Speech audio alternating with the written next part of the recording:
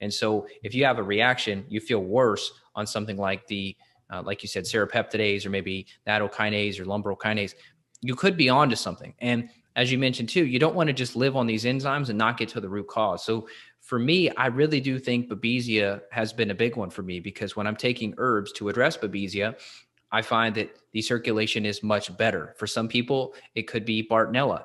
They call it small vessel disease. If you look into PubMed, you could look up small vessel disease Bartonella.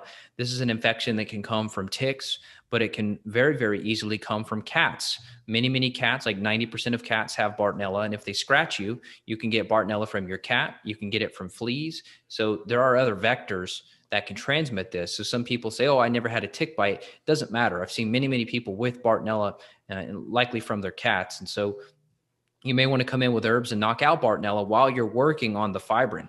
And I know you and I use a product that's a mixture of serrapeptidase and ginger and boswellia and turmeric. So we kind of work on the inflammation piece and the fibrin piece at the same time. And it's a great 1-2 punch. Yeah. Any of my patients listening know that I'm always using ginger tea, right? So I've kind of taken the ginger tea recipe, which is, I think it's pretty famous in the GAPS protocol. And I've used that, and I've added in a lot of the Manuka honey because it's very soothing on the gut.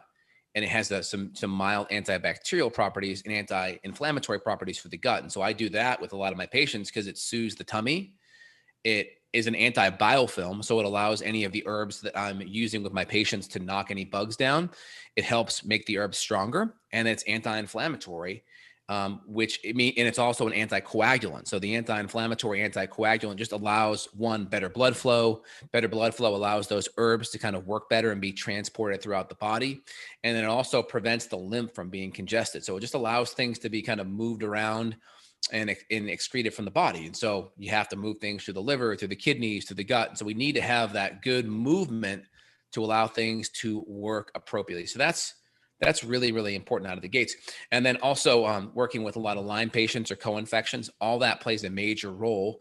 I would say other herbs you can use are things like bacopa, ginkgo is also amazing. You could do things that have nitric oxide support in there, like beetroot. These are all, beets are excellent. You can get beetroot powder. That's very helpful at supporting blood flow. Things like resveratrol are also very good, right? Antimicrobial, but also really help with good blood flow. So that's excellent as well. Cat's claw can be really good as well, because anytime it has antimicrobial, antioxidants, and then it reduces inflammation, that naturally tends to improve blood flow. So better blood flow is good. So we can, one, have good circulation to the hands and feet. We're carrying nutrition better. We're carrying more of the herbs to help whatever the microbial imbalance is.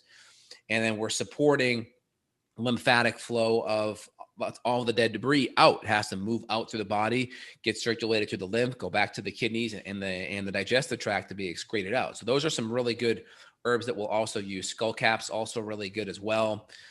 We mentioned turmeric, which is really good.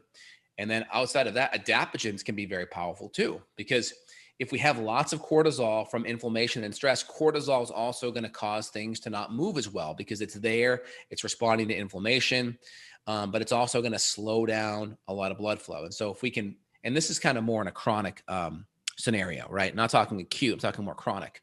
Because acute, there actually is acute blood flow to an injury, because that's how the body's trying to heal stuff. It's trying to dry blood flow. That's why when you bump your elbow, it gets swollen, right? This increased blood flow. We're talking about more cortisol chronically. And so we'll use things like adaptogens, whether it's rhodiola or ashwagandha, to really calm down that chronic stress response and really get it kind of modulated to help improve cortisol, which then helps with blood flow long-term. Yeah, you made a great point, like the bacopa, the ginkgo. I mean, there's a reason all these herbs that we're talking about are inside of brain formulas. Look at any professional company, whether it's ours or other companies that are using nutrients to support the brain health. Guess what? Ginkgo's always in there. So it's cool because it's helping systemically, and that, of course, improves the brain function. There's a lot of cool studies about ginkgo helping with that microcirculation in the brain. I love ginkgo. I take phosphatidylserine. I do choline, citicoline. I do acetyl L-carnitine. I do like a blend of all these things. And I tell you, it really makes a difference. Do you want to hit on a couple more of the foods? You mentioned the beets. Yes, that's important. Okay. I love beets. Like I'll do beet powder and I'll mix it with my vitamin C powder. It's so delicious, that combo. And I'm not joking. Like 10 minutes after I drink a scoop of beet powder with vitamin C, my hands are so warm, like they're almost flushed because there's so much blood flow there. I mean, I Yep. feel it instantly. And then that really helps in the sauna too. So if you're having issues with sweating, that could be due to poor blood flow and poor nitric oxide. So my personal advice, because I'm historically not a good sweater, is I will do beet powder and then do a few minutes of the rebounder. And then I'll jump, which the rebounder, most folks know what that is, kind of like a mini trampoline. I'll jump into the sauna after that. And with the beet powder rebounder combo, I sweat like 50% faster.